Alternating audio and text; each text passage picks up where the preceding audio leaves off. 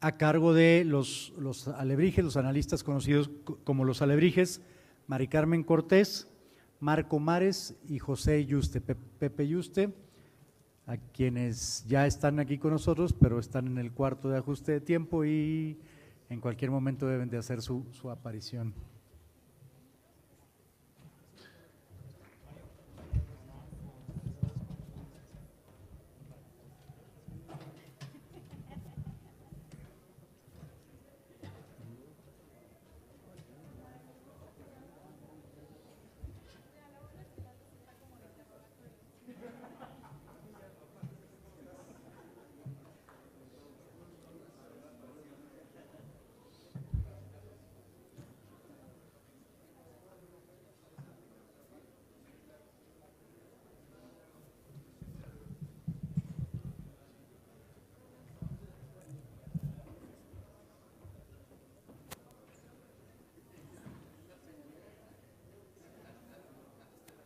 Ya están aquí con nosotros los analistas conocidos como los alebrijes. Bienvenidos sean Mari Carmen Cortés, Marco Mares y José Pepe Yuste. Muchas gracias.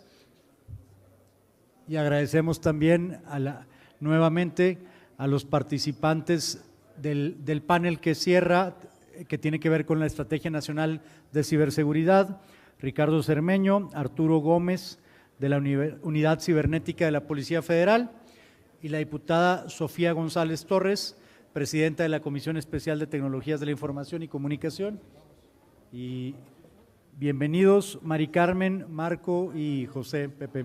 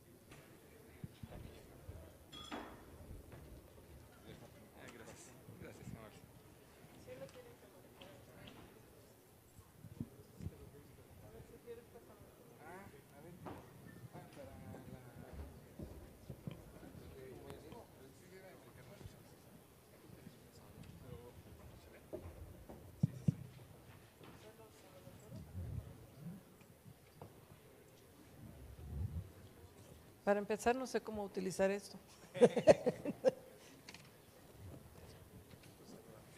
Bueno, buenas tardes.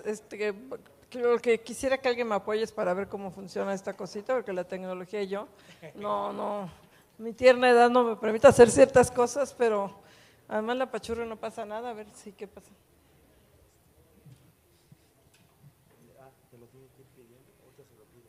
Lo tengo que ir pidiendo a la mesa. Bueno, pues muy buenas tardes, ahora sí que soy Mari Carmen Cortés, me da muchísimo gusto que estar aquí, que nos hayan invitado.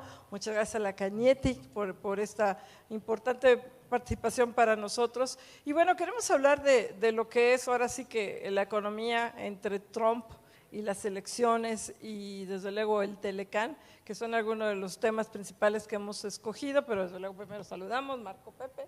¿Qué tal? ¿Cómo estás, Mari Carmen Cortés? Muy buenas tardes a todos ustedes.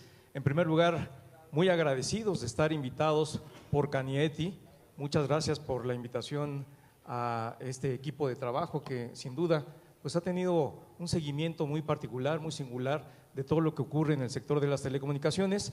Muchas gracias a Mario de la Cruz, el dirigente de Cañetti, y por supuesto les agradecemos a todos ustedes su asistencia, su participación. Pepe Yuste, ¿cómo estás? Muy buenas tardes. Hola, buenas tardes, Marco, Mari Carmen. Muchas gracias por la invitación a ustedes. Es el segundo año, repetimos, así que bueno, de verdad estamos muy contentos. O sea que se reelija Mario muchos años. y bueno, les hemos preparado algo que vamos a empezar desde luego una presentación muy de coyuntura, tratándose pues de los temas que están actuales, ¿no? Desde el Tratado de Libre Comercio hasta pasando por precandidatos presidenciales hasta cómo va la economía. A ver qué les parece. Bueno, el primer tema es el de expectativas económicas y a ver si nos ponen ahorita aquí los chicos nos ponen las gráficas que tenemos. Pero bueno, ¿cuáles son las expectativas económicas que no podemos ver? Pero aquí están ya. Es que ya no las veo aquí, pero ustedes sí las ven. Entonces mejor nos paramos y no. Se va a dividir en expectativas económicas, Telecán, telecomunicaciones, la grilla en el IFT, el Banco de México en los candidatos, que es indispensable para la 2018, y todo lo que es la economía de Estados Unidos. Y si quieren empezamos con las expectativas, ahora sí está aquí enfrente, las expectativas económicas, si les parece bien la primera gráfica, chicos, es pues ¿qué estamos aquí esperando? Y lo estamos basando básicamente primero en lo que dijo el propio Banco de México y la Secretaría de Hacienda, son las expectativas que tenemos para este 2018. Pero por alguna razón no estamos viendo las gráficas. Pues rápidamente en lo que llegan las gráficas, Mari Carmen, yo creo que valdría la pena recordar que la perspectiva que han tenido los analistas, los inversionistas, ha venido cambiando de una manera muy radical y en un tiempo relativamente muy breve. Creo que a partir de que se nomina a Donald Trump como candidato a la presidencia de Estados Unidos, a partir de ese momento comienza a cambiar y a ponerse muy nerviosos los analistas, los inversionistas, y en el momento en que resulta electo, en ese momento ya viene un cambio dramático de las expectativas de los analistas que comienzan a hacer una revisión a la baja de las expectativas de crecimiento económico de México. Es una incertidumbre, un nerviosismo que se marca muy claramente en el comportamiento del tipo de cambio del peso frente al dólar, y que llega a tener una depreciación en el primer trimestre pues prácticamente del 20%. Y esas expectativas cambiaron radicalmente, Mari Carmen. Sí, ya tenemos ya ahora sí la gráfica. Para este año lo interesante es que, como dice Marco, empezamos en febrero, como ustedes recordarán, en el peor de los mundos, con el dólar a 21, 22, con una expectativa de que íbamos a crecer este año 1,1%, entre 1,1 y 1,2%. Y de repente como que le empezamos a perder el miedo a Donald Trump y empezamos a ver que pues no iba a ser tan fácil que hiciera muchas de las cosas con las que nos amenazaba y empezó a darse una vuelta en las expectativas económicas y todo el sector privado me las mejoró. La Secretaría de Hacienda, Pepe Mid, ha sido sumamente cauteloso y apenas ahora, cuando presentó criterios económicos el pasado viernes, fue cuando ya elevó la meta de crecimiento y lo pone entre 2 a 2,6% para este año y el año próximo para un 2 a 3%. Sí, en efecto, si ven, esta es la primera ocasión en el sexenio que las perspectivas económicas van hacia arriba. Es muy curioso, todas las demás anteriores, la Secretaría de Hacienda había estado bajando y bajando y bajando las perspectivas de crecimiento. Este año la sube y es muy curioso. Claro que veníamos de la pesadilla de Donald Trump, quizá exageramos en lo mal que sentíamos que iba a ir todo. Como decían Mari Carmen y Marco, le hemos perdido ya un poco el miedo a Donald Trump, pero aparte, bueno, ya se vio que el Tratado de Libre Comercio va a salir adelante, ya sea les vamos a seguir exportando a través del tratado de la OMC, que ha tenido esta famosa palabra que está de moda, la resiliencia. La economía mexicana ha tenido esa resiliencia, que es soportar todo este bagaje de malas noticias. Donald Trump, baja del precio del petróleo, menor producción petrolera, el gasolinazo, todo esto, bueno, pues nos generó una perspectiva muy mala y ahora hemos visto cómo han estado subiendo a ese nivel. Hoy el sector privado las trae a 2,15, si lo ven, para 2017. Así que bueno, poco crecimiento, pero hay crecimiento. Y otro factor que ayudó este año es los precios del petróleo. Recordemos que llegaron a estar a $18 por barril la mezcla mexicana. Cuando José Antonio González Anaya llegó a Pemex, estaba en el peor de los mundos. Hoy la mezcla mexicana, bueno, ahorita no sé cómo cerró, pero estaba a niveles de 46, 47 dólares. Hoy ha sido un buen día para el petróleo ha empezado a subir últimamente esta semana. Para el año próximo, la meta que tiene el gobierno federal es que la meta de la Secretaría de Hacienda es de 46 dólares el barril, con eso se está presentando para el presupuesto. Hay quien dice que salta, Todavía la Secretaría de Hacienda no da a conocer las coberturas petroleras. Para el año pasado, eso sí hay que decirlo, con Luis Videgaray cerraban muy rápido todo lo que eran las coberturas petroleras. Hasta ahorita la Secretaría de Hacienda, y ya estamos a mediados de septiembre, no ha dado a conocer o no ha cerrado la contratación de coberturas, pero se prevé que la hará en el rango de $46, que es el que está presentado en el presupuesto de 2018. Sí, en esta parte del petróleo creo que ha sido una de las variables que han introducido un nivel de riesgo a nivel internacional respecto a la perspectiva de México, después de que se registró esta caída vertical del precio internacional del petróleo, que llegó a estar por encima de los $100, a alrededor de 40 y tantos que estamos promediando, pero tuvo un descenso hasta los 18, y obviamente esto también tuvo un impacto negativo periódicamente y de manera muy volátil en el precio, en la cotización del tipo de cambio del peso frente al dólar. Creo que estas dos variables han sido las que mayor nerviosismo, la que mayor incertidumbre han metido en los mercados. Sin embargo, lo que se está viendo hasta ahora es que hay una recuperación del mercado internacional del petróleo, del precio internacional del petróleo. No obstante, lo que sigue preocupando es la caída de la producción petrolera nacional. Esta caída de la producción petrolera pues va para largo. Creo que va a ser muy cuesta arriba que comience a retomarse la senda de crecimiento, aunque ya ha venido retomando números positivos, pero por lo pronto esto ha venido también introduciendo mucho nerviosismo, mucho miedo en los mercados. Desde luego, Marco, ha sido el tema del petróleo, pero aún así vemos todas las perspectivas como que han mejorado. De repente dices, bueno, ya se mejoró un poco la economía mexicana, sí es cierto, la perspectiva de crecimiento va hacia arriba, el tipo de cambio lo vemos ahí, va a cerrar medianamente bien el año. La verdad es que después de casi haber llegado a los 22, lo estamos viendo en 18 o 20 a diciembre, es lo que está pensando el sector privado, así que bueno, el tipo de cambio realmente está comportando también bien. La única variable que realmente ha tenido a todos en un foco amarillo o casi rojo es desde luego la inflación.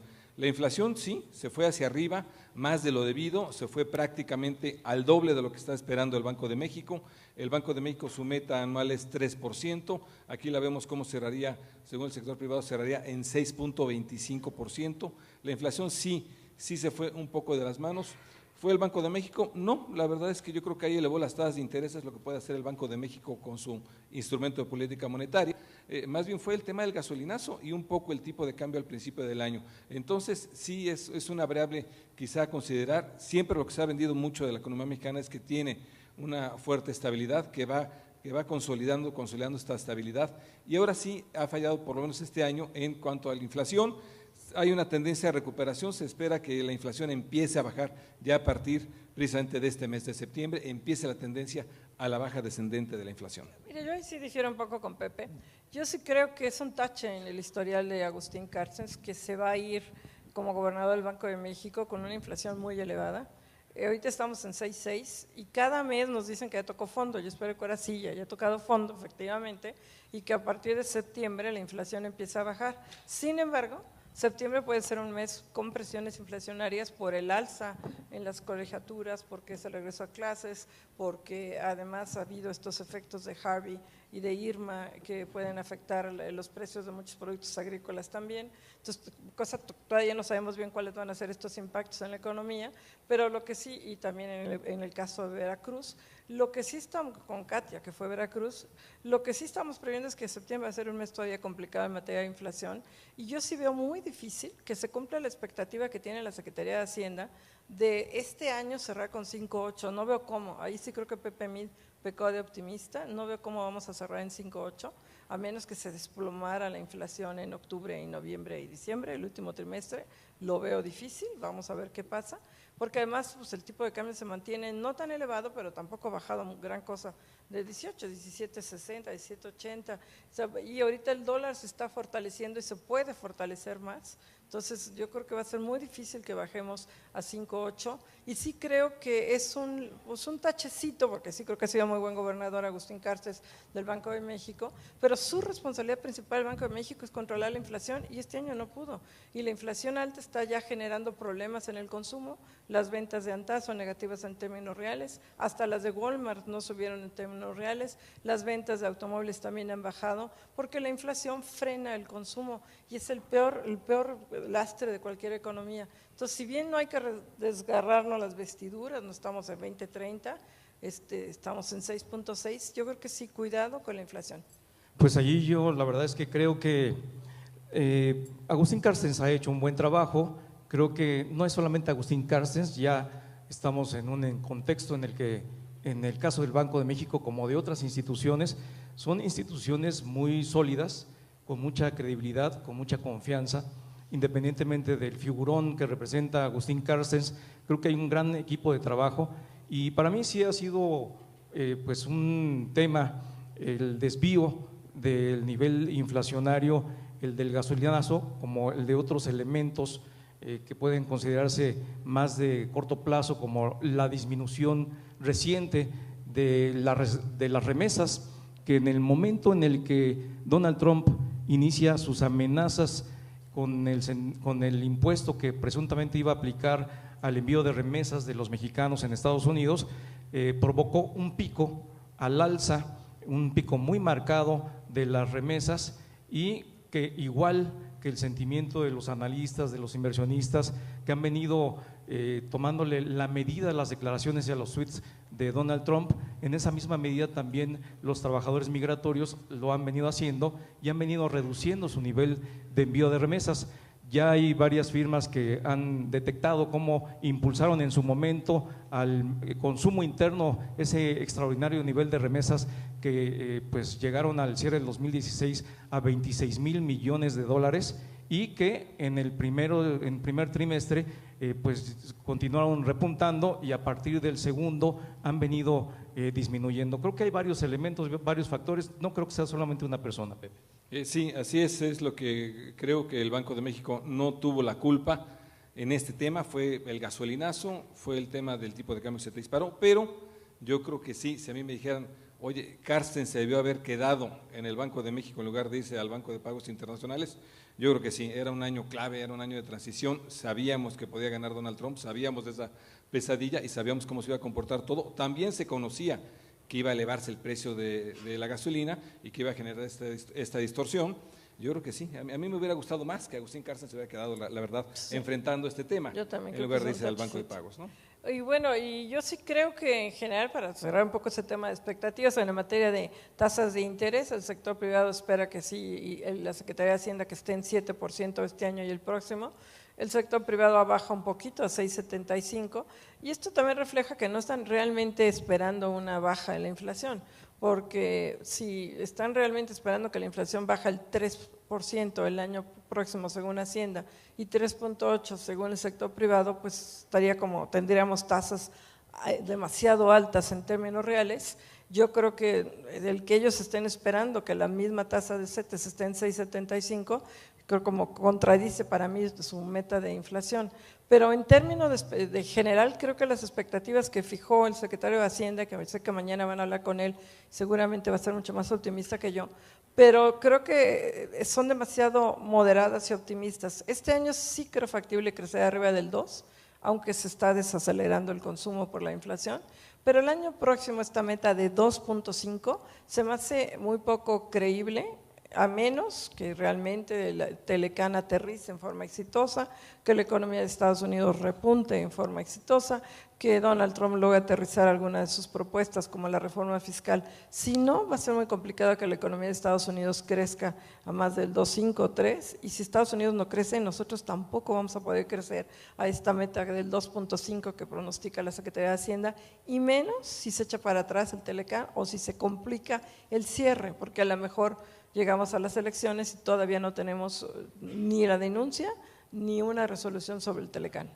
Bueno, aquí en ese sentido yo creo que hay varios puntos que hay que esperar a ver cuál es su comportamiento. En primer lugar, creo que Desafortunadamente ahora nos está lloviendo sobre mojado con tantos fenómenos naturales desastrosos y también estamos viendo cómo impacta en el mercado de los bonos catastróficos. Apenas el viernes pasado vimos una caída de casi 16% en el valor de este tipo de bonos catastróficos. Afortunadamente el gobierno mexicano se ha venido curando en salud desde hace varios años y contrató este bono catastrófico y para el cual estamos viendo si en los próximos días, 25, 30 días, México puede acceder a él.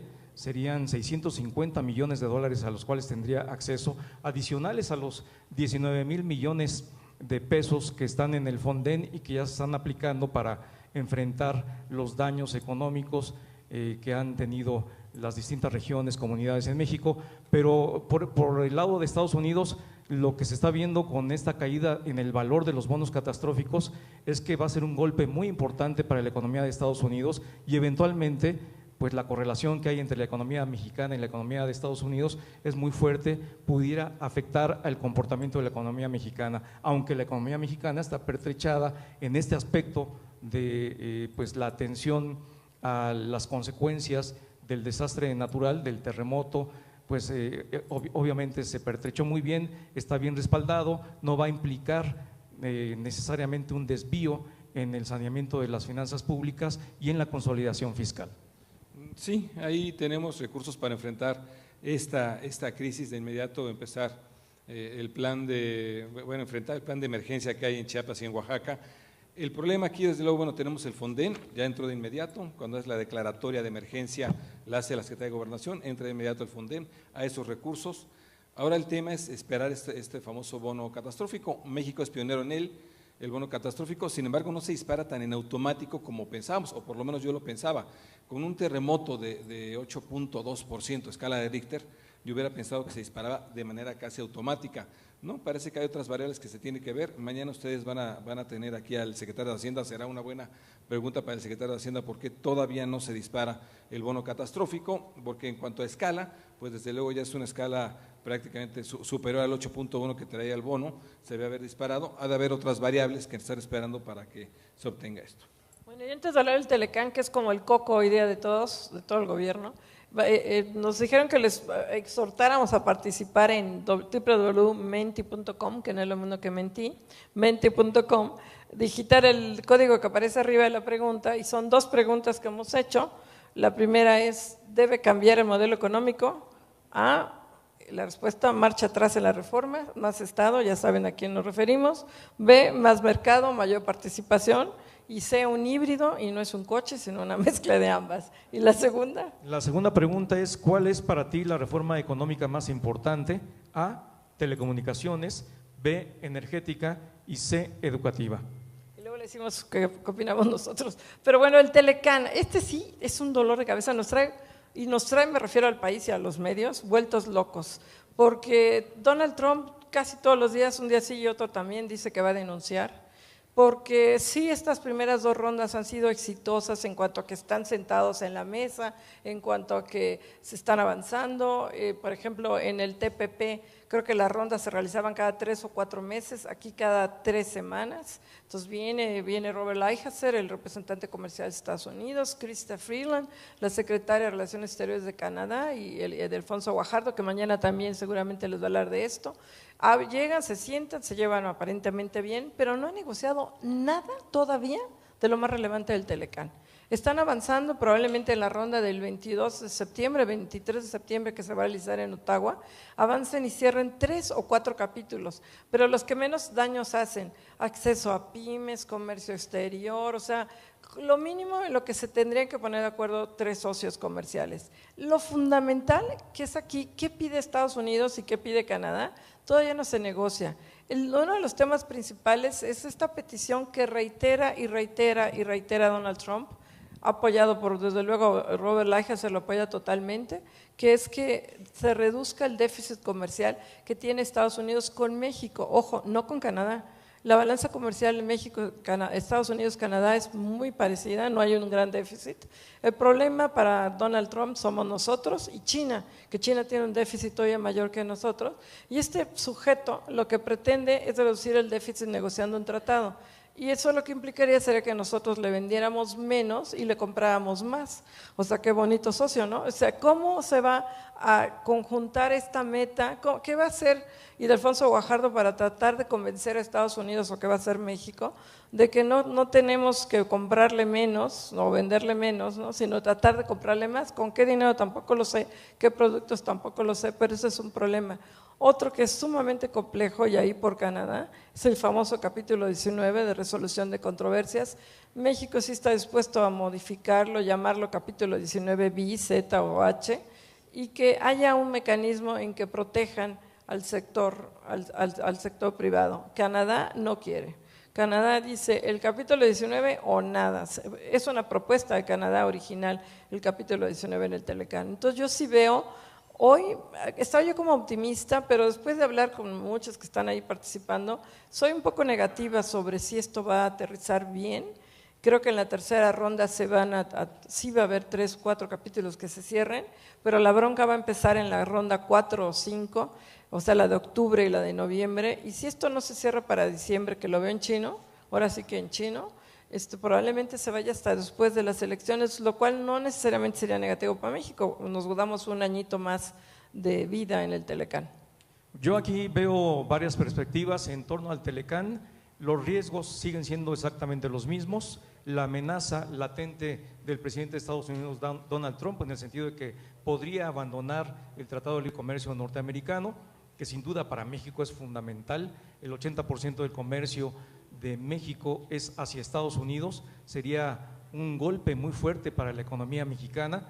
En segundo lugar, el perfil que tiene el presidente de Estados Unidos, Donald Trump, es muy temperamental, es alguien que no podemos meter la mano al fuego por él, al contrario, nunca podríamos decir con seguridad qué es lo que va a hacer, como hoy lo estamos conociendo, no sabemos exactamente hacia dónde va a tomar sus decisiones, ese es un riesgo, y en tercer lugar, el tiempo, la temporalidad es muy importante, en donde pues para México, si se va en el largo plazo, tal vez no sea un riesgo, sí sería un riesgo para nuestro país, el que no se lleve adelante un tratado de libre comercio norteamericano, pero el tiempo que se prolongue, se posponga, no representa tanto riesgo. Creo que lo más importante para México, y lo han manifestado así las autoridades mexicanas, es mantener la calma. Para muchos sería muy bueno que el presidente mexicano saliera y fuera muy contestatario y respondiera a todos y cada uno de los tweets del presidente de Estados Unidos.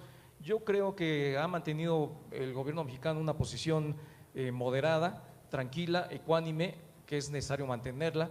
Nosotros no tenemos la sartén por la mango, lo que tendríamos es la necesidad de llevar adelante una modernización congruente con las expectativas de México, muy apegada a lo que se venía negociando en el contexto del TPP, que es la modernización del libre comercio en los nuevos negocios, en las nuevas áreas, en telecomunicaciones, etcétera. Pero por el otro lado creo que no hay que dejar de pensar que pues hasta ahora la amenaza inicial ya no se cumplió, de que se saldría Estados Unidos de Estados Unidos, no se cumplió hasta ahora, ya se sentaron los equipos, formalmente están hablándose en términos muy normales, muy de trabajo, no hay el mismo discurso diario en estas negociaciones como pues con el lenguaje tan bélico que tiene su presidente, y en consecuencia yo esperaría que pudiera llegarse a una negociación muy acorde con lo que espera nuestro país. Sí, se está negociando con una persona muy volátil, con un temperamento muy extraño, para no decir que está totalmente loco, que se puede levantar a la 1 de la mañana y con un tuit decir ya me salgo del acuerdo comercial.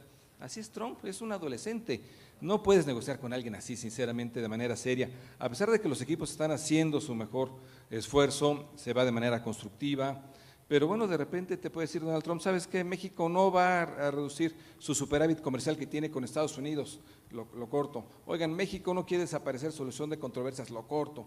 México se va a mantener exportándonos en la industria automotriz sin que haya más contenido, no regional, nacional de Estados Unidos, lo corto. Frente a esto, sí necesitamos un plan alternativo. Estados Unidos, México, Canadá, desde luego los tres, ¿les convendría mucho más el acuerdo comercial? Sí, por mucho sí.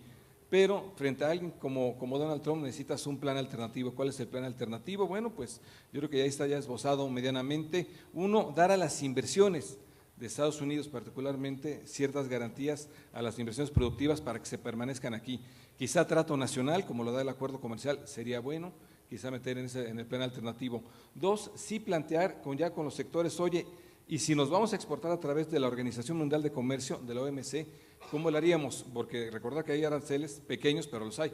¿Cómo sería este trámite? En fin, yo creo que el plan alternativo sigue ahí, sigue latente y habría que estarlo prendiendo y desde luego ejercitando, por si acaso.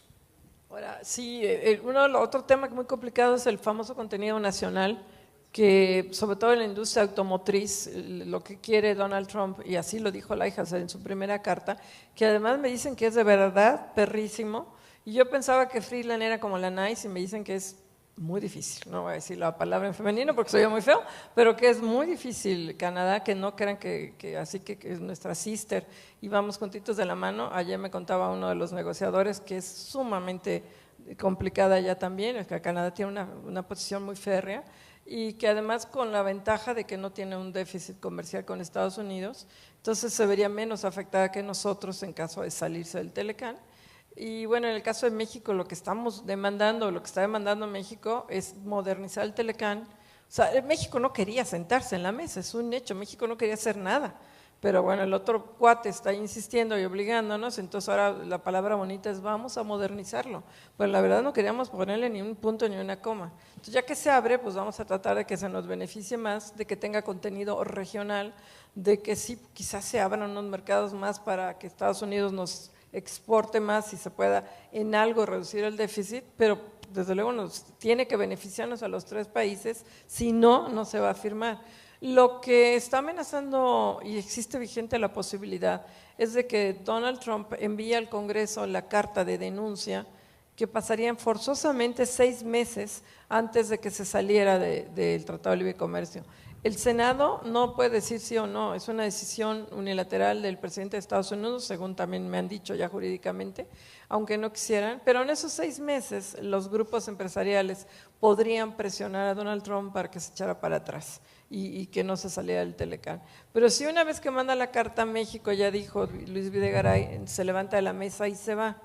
Y ahí es la gran interrogante, ¿haría bien México levantarse de la mesa antes de que terminaran los 6 meses, o sí se debería seguir sentado junto con Estados Unidos y Canadá con una soga al cuello? Yo creo que haría bien en levantarse, pero ahí es no sé qué opina Pepe y Marco, pero es un tema, ¿no? Pues fíjate que yo coincido, yo creo que si llega ese momento y se envía por parte del gobierno de Estados Unidos, por parte del presidente, esta carta para anunciar su salida, aun cuando fuera una estrategia de negociación, porque aplica a todas las del aprendiz, de su programa de televisión, lo hace precisamente para ahorcar prácticamente a su contraparte.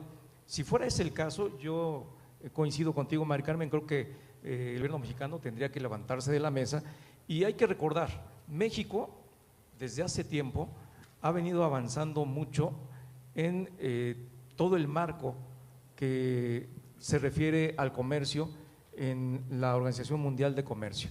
México en materia de controversias, por ejemplo con este tema del capítulo de controversias que busca eliminar el gobierno estadounidense, México prácticamente no ha utilizado este capítulo. En consecuencia tampoco sería tan negativo que México decidiera dejar de tener este capítulo o que se eliminara, porque al final lo que ha venido logrando México en la solución de las controversias ha sido precisamente en el marco de la Organización Mundial de Comercio.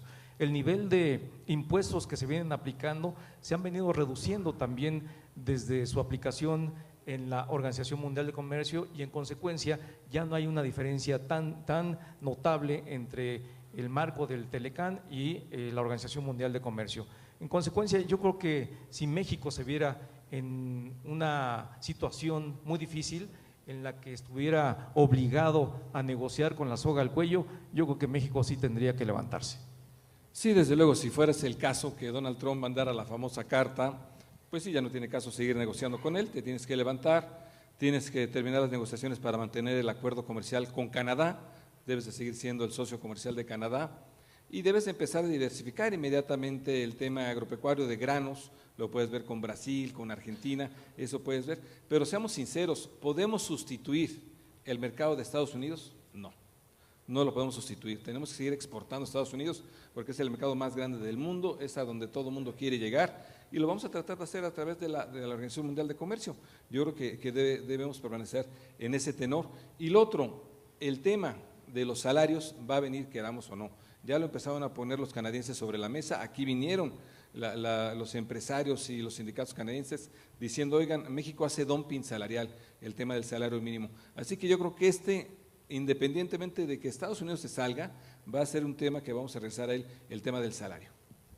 Y bueno, el plan B, porque mañana también seguramente les va a hablar Guajardo detalladamente de este plan B. El plan B pues es como el salvavidas, pero si se hundió el barco, pues menos mal que tengas una lancha, pero no es lo mejor. Lo mejor es seguir en el Telecán, sin lugar a dudas, diversificar, o sea, ¿qué pretende? Exporta con aranceles bajo MC, que bueno, sí se puede, pero sí podría implicar medidas de represalia de algún tipo de Estados Unidos, obstaculizarnos, que de repente el gobierno dijera, bueno, a ver, esta exportación de aguacate, mira, tiene una manchita, no me gusta, va para atrás, y entonces vamos a la OMC.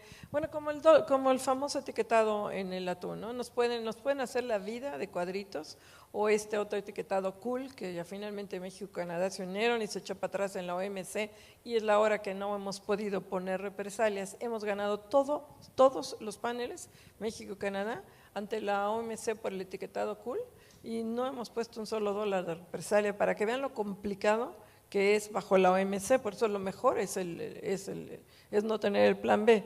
También dice que mantener acuerdos bilaterales, bueno, podríamos sí tener un acuerdo con Canadá, a ver si Estados Unidos quiere, va a ser la misma bronca, ¿no? Lo mismo que está pidiendo en el NAFTA, lo pediría en un acuerdo bilateral. Diversificar las exportaciones y las importaciones, como dice Pepe y usted, no es tan fácil.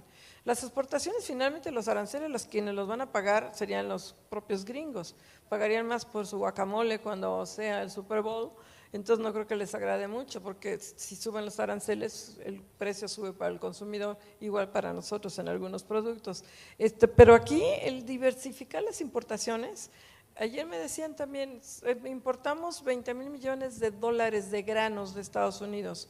Brasil y Argentina no los pueden dar, no tienen la economía, no tienen el tamaño y no tienen la posibilidad de sustituir a Estados Unidos como importador, no lo tienen.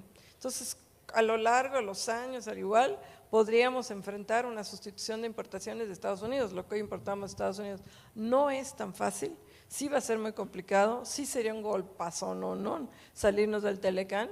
¿México puede salir adelante? Sí. Como alguien dice, no es el fin del mundo, pues no, tuvimos México antes del tratado y lo podremos tener después del tratado, pero que se va a sacudir esto como sangolotear, como un sismo de 8.2, se va a sangolotear, y de que saldremos adelante también lo creo, y más si los empresarios se ponen las pilas muy fuertes, sobre todo los gringos, o sea, para protestar en contra de su gobierno, pero si no, sí es un panorama que yo veo muy complicado y factible. Sí, yo creo que la sola mención de que Estados Unidos abandona el Telecán sería una sacudida muy fuerte para México, muy difícil, pero la salida de Estados Unidos del Telecán no implicaría necesariamente la destrucción de todas las cadenas de valor que se han creado a lo largo de estos años que ha estado en vigor el Tratado de Libre Comercio norteamericano, en primer lugar. En segundo lugar, hay una gran cantidad de empresas estadounidenses que dependen del Tratado de Libre Comercio norteamericano. Son poco más de 30 estados de la Unión Americana que dependen en sus exportaciones de México. Su principal destino exportador es México, o su principal destino de importación es México. Estas cadenas de valor no van a desaparecer de un día para otro, obligadamente. En primer lugar, yo creo que los intereses económicos en Estados Unidos van a buscar evitar que Estados Unidos se salga del Tratado de Libre Comercio norteamericano. En segundo lugar, hemos visto con otros temas que el presidente de Estados Unidos, Donald Trump, ha venido viendo que su fuerza discursiva está más enfocada a la masa política interna de su país y no tanto a la negociación, en este caso en particular, del Tratado de Libre Comercio norteamericano. Su discurso y sus tweets son más para el jale, el arrastre del electorado estadounidense que en otro orden.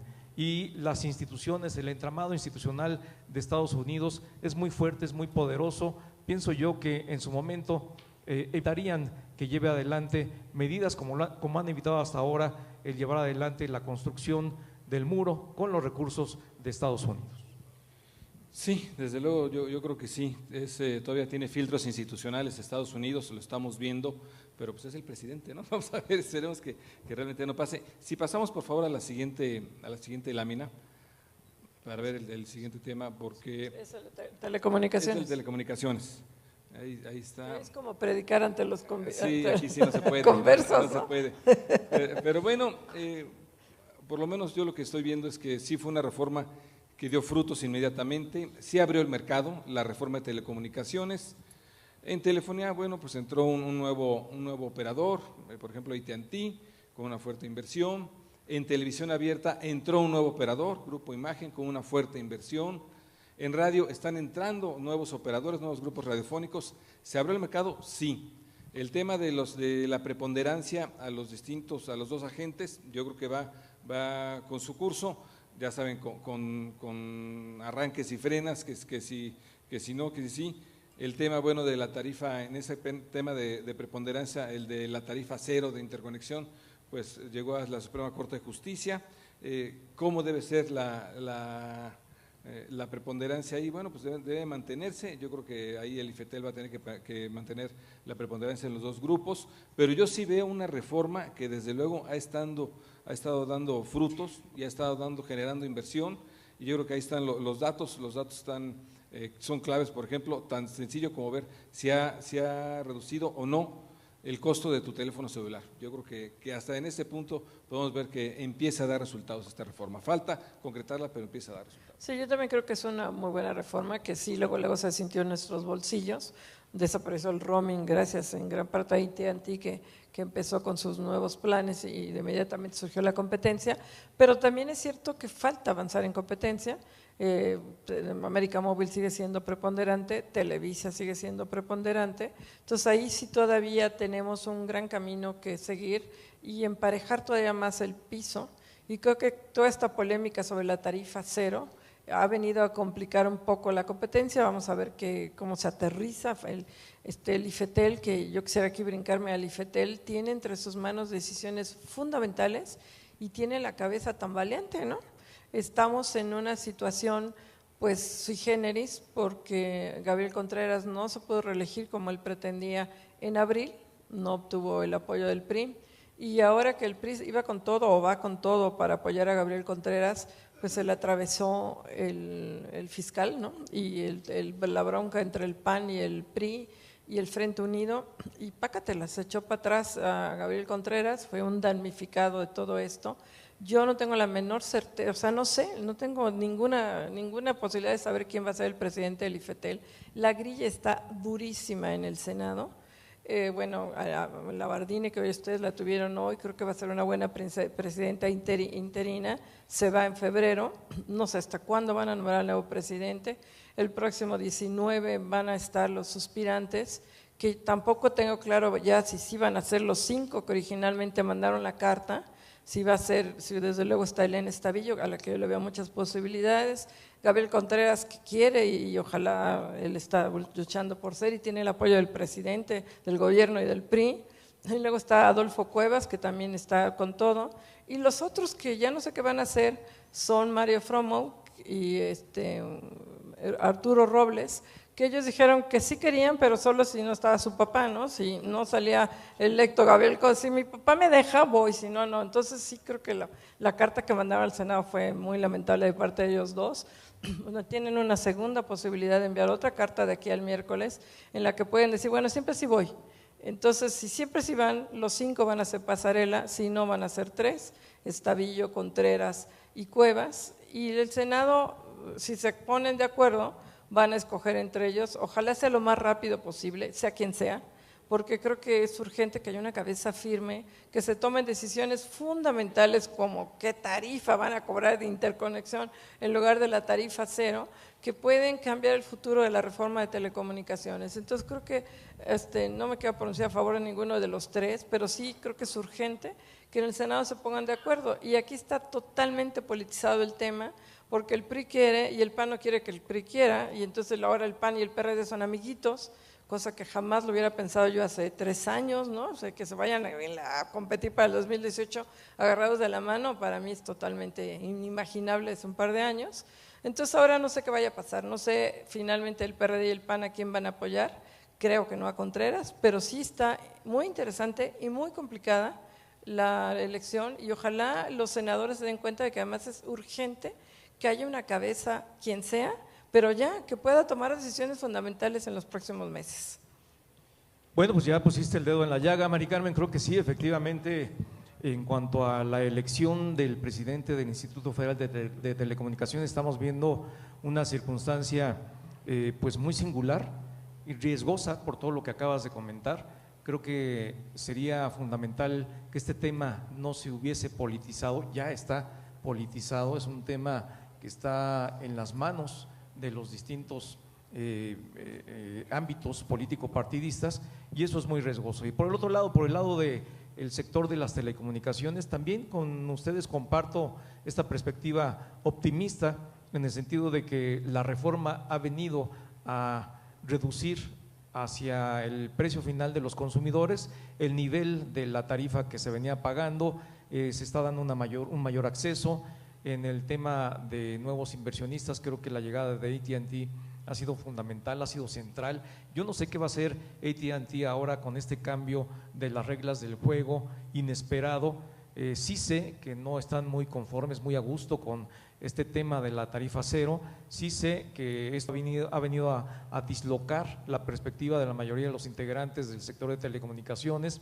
Creo que es un tema central, fundamental, aunque pues hasta ahora hay argumentos que señalan que ni es para tanto, que no va a pasar nada. Yo creo que sí, creo que el tema de la competencia en el sector de las telecomunicaciones podría estarse truncando en la medida en que necesitamos que exista un terreno mucho más parejo para que todos los operadores que están en el negocio de las telecomunicaciones puedan competir más en beneficio de los intereses de los consumidores.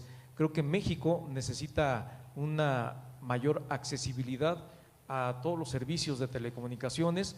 El mundo no espera, obviamente a nivel internacional siguen avanzando en este ámbito y México podría estarse rezagando en términos de un modelo económico que detrás de todo este negocio de las telecomunicaciones, pues ya vimos que durante mucho tiempo no funcionó, un modelo en donde un solo operador domina, pues no es positivo para una economía, y creo que México necesita mucho mayor competencia. Pues sí, creo que es lamentable la parálisis legislativa que llevó al Senado para que ahora entre un automático en el IFETEL. Creo que este instituto ha logrado, bien, mal, pero ha logrado llevar lo que se tenía como agenda de la Constitución, abrir los mercados, poner preponderancias, y esto debe continuar. ¿Se queda céfalo el IFETEL? No, desde luego no. Entró Adriana Labardini. Yo creo que Labardini pues, es una gente seria, es una gente conocedora, cualquiera de los que está ahí. Si no queda Gabriel Contreras, que Gabriel Contreras ha venido avanzando en toda la agenda, la verdad es que es el que ha hecho toda esta agenda, pero si no logra quedar Gabriel Contreras, ¿quiénes son los aspirantes? Bueno, pues ahí está Mario Fromo, lo conocemos, es alguien de la industria, también bueno. Maelena Estavillo, bueno, pues desde luego es alguien que también conoce, ha estado metida en el tema de la industria. Arturo Robles, en fin, yo creo que sí se ha logrado hacer una institución del IFETEL.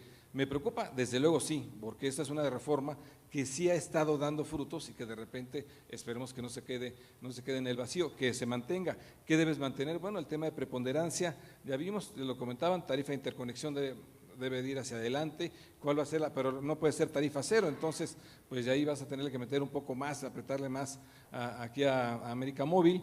El tema de la escisión de Telmex, escindir Telmex de América Móvil, que no va a ser fácil tampoco, mantener todo el tema de preponderancia también a Televisa. Así que hay una agenda desde luego muy nutrida. Sí me preocupa que la parálisis legislativa haya llegado al IFETEL y lo haya llevado a este esquema en automático. Hay gente capaz, sí, pero no es lo mejor, no es el mejor escenario que pudimos haber tenido. Y bueno, esto nos lleva inmediatamente a la grilla del 2018, que de hecho empezó ya en el IFETEL. Ya lo estamos viendo, aunque todavía no hay candidatos formales, pues ya estamos viendo cómo ya todo es 2018, ya todo es la grilla, Y la primera decisión que va a tener que tomar el presidente Peña Nieto es quién va a ser el nuevo gobernador del Banco de México. Agustín Carstens se va el 30 de noviembre y yo creo que el nombramiento tiene que enviar una propuesta al Senado y el Senado por mayoría calificada, que ya saben que facilita está haciendo ahorita la mayoría calificada, sino que le pregunten a Gabriel Contreras, o sea, se necesita 2/3 partes del Senado para ratificar al nuevo gobernador del Banco de México. Los dos candidatos que se menciona con mucha fuerza son Pepe Mid, secretario de Hacienda, y Alejandro Díaz de León, que es su gobernador del Banco de México. Se habla también de la posibilidad de Pepe Toño González, el director de Pemex, aunque él muere por ser secretario de Hacienda siempre y cuando Pepe Mid se vaya de candidato. Entonces, el PRI y el presidente ha estado postergando y postergando quién va a ser el candidato del PRI, o sea, lo ha detenido, pero yo creo que no va a poder detenerlo más allá del 15 de noviembre, porque si no envía el nombramiento de Pepe Mid al gobernador del Banco de México, pues imagino que entonces tendría que ser Alejandro Díaz de León, pues va a generar todavía más expectativa, lo va a ver todavía más presidenciable a Pepe Mid.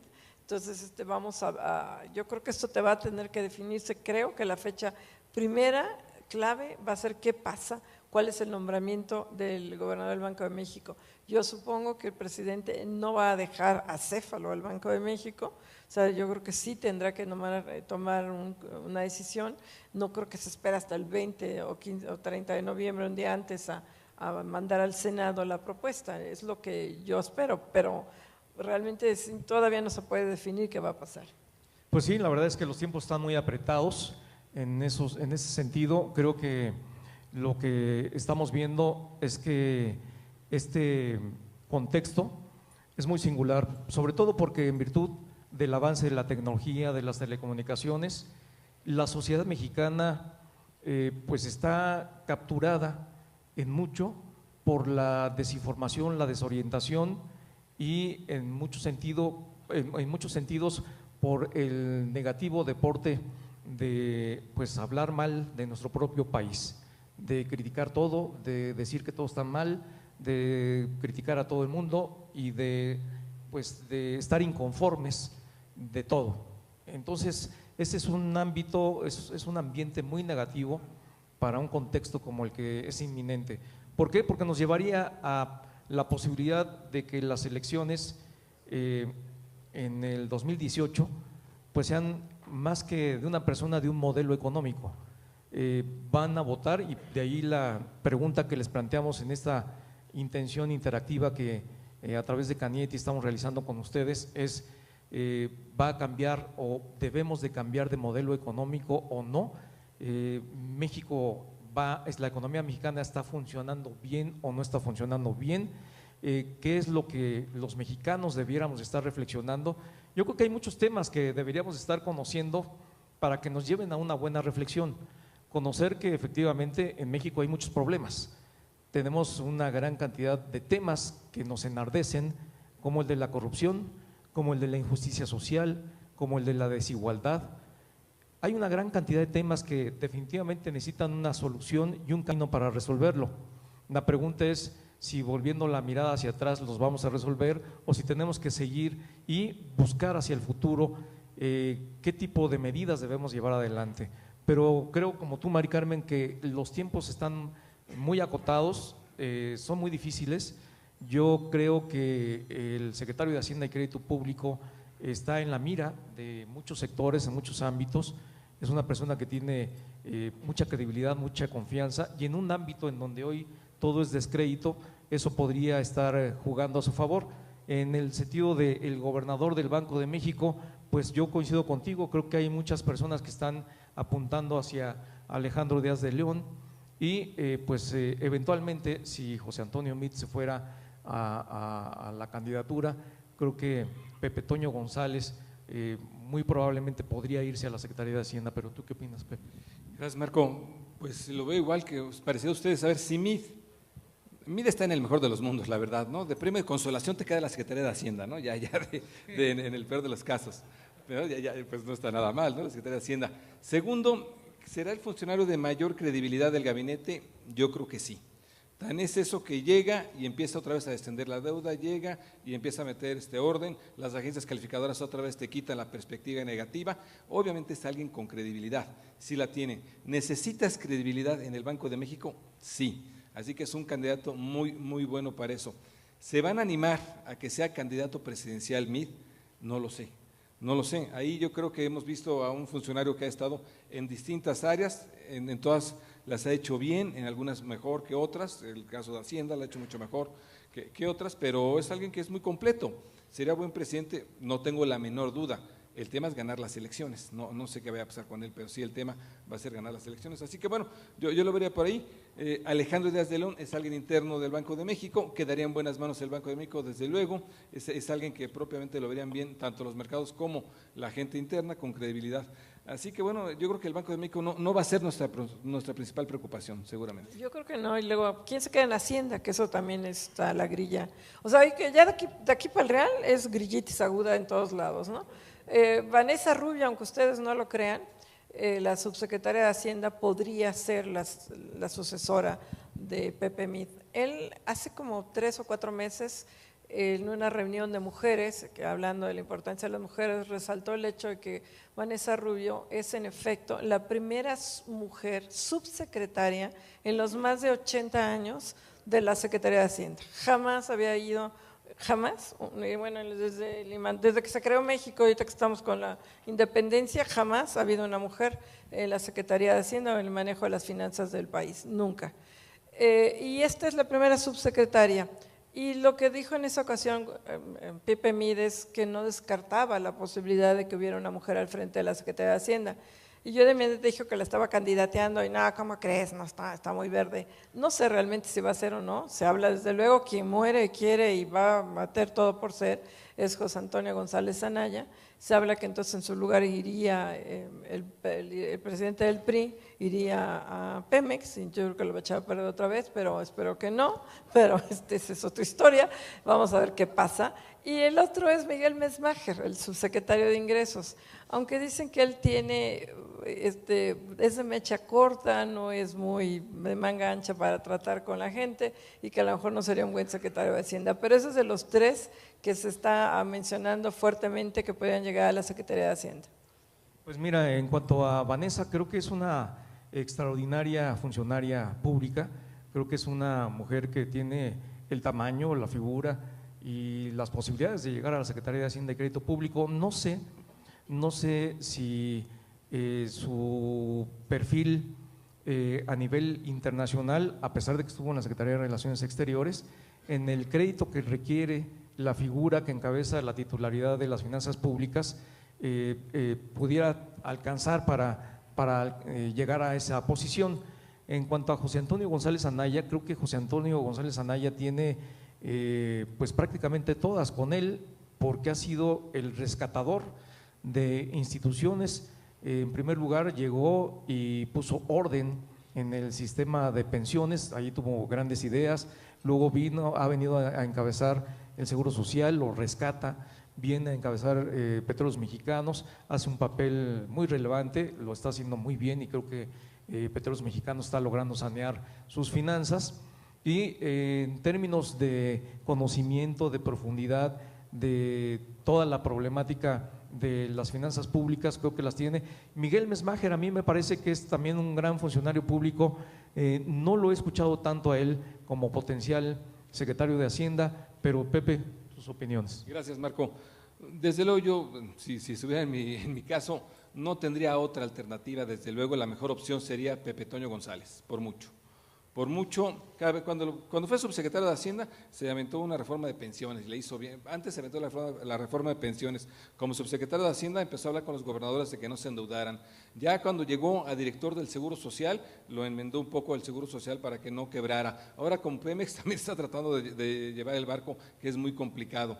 Tiene, yo creo que visión de Estado, debería ser Pepe Toño González por mucho el secretario de Hacienda. Vanessa lo ha hecho bien, pero Vanessa acaba de llegar al puesto. La verdad es que Vanessa no estaba en la Secretaría de Hacienda, acaba de llegar, creo que lo ha hecho bien, es además una funcionaria bastante seria, lo ha hecho bien, pero creo que sí requieres ahí alguien con más historial en la Secretaría de Hacienda. Miguel Mesmacher es alguien muy técnico, con gran capacidad, pero ahí se requiere alguien también con mano izquierda, ¿no? Para estar viendo a todos, desde los gobernadores hasta tu propio gobierno, y se va a tratar de cerrar el gobierno, se va a tratar de dar una transición tersa a quien llegue. Yo me quedaría con Pepe Toño González. El problema es quién mandas a Pemex, ahí sí va a ser un problema. Enrique Ochoa.